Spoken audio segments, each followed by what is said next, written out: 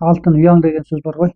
Мынау Наурыз мерекесі келу байланысыменен біз енді өзімнің осы бір ана мектебіме және бір ауылыма бір кішігірім ғана бір өзімнің еңбегімді қосқандай болып, үлесімді қосқандай болып, ең маңыздысы сол жердегі өсіп келе жатқан жасөспірімдер жақсы оқыса екен, жақсы нысаналар орындаса екен, биік мақсаттарға жетсе екен деген ойменен осындай бір жүріс оқу материалдарын алып ұсынсам деп отырмын. Және бұдан басқа да мынау үздік оқыған ауылдағы жақсы оқыған балаларға азырақ болса да бір ақшалай сыйлық берсем екен деген ойға келдім. Енді осыны мынау ұлыстың ұлы күні Наурыз мерекесін тойлаймыз. Біздің ауылымызда жыл сайын тойланады. Биылғы жылы бұйырса енді осының 9-шы кезектісі болып отыр.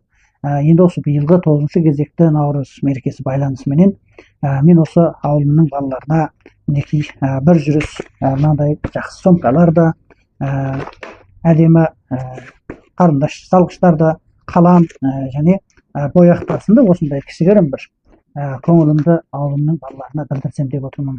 Тілейтініміз енді адам мен адамды, ұлт пен ұлтты теңестіретін нәрсе ол тек қана білім деген сөз бар ғой.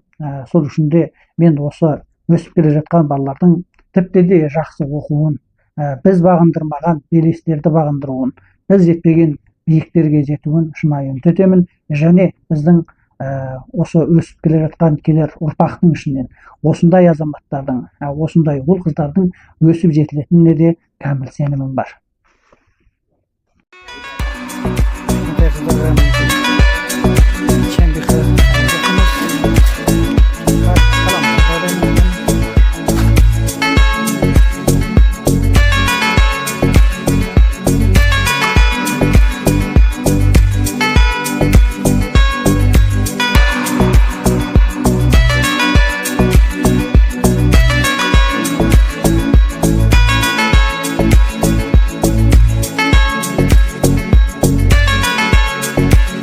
Мектепке тарттық, ана мектепке.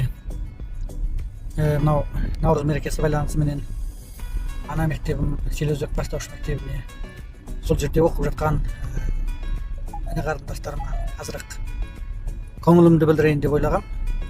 Жақсы оқып жатқан балаларға біраз ақшалай сыйлық, заттай сыйлықтар берсем деген жоспарым бар еді, былтырдан бері қарай қойған.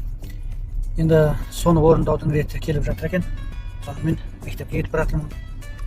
Мектептегі балалардың ақтылық оқу жағдайын өзімізбен көріп, емтихан нәтижелеріне қарай отырып, ақтылық жақсы оқыған балаларды талдап, соларға біраз сыйлық бермекшіміз.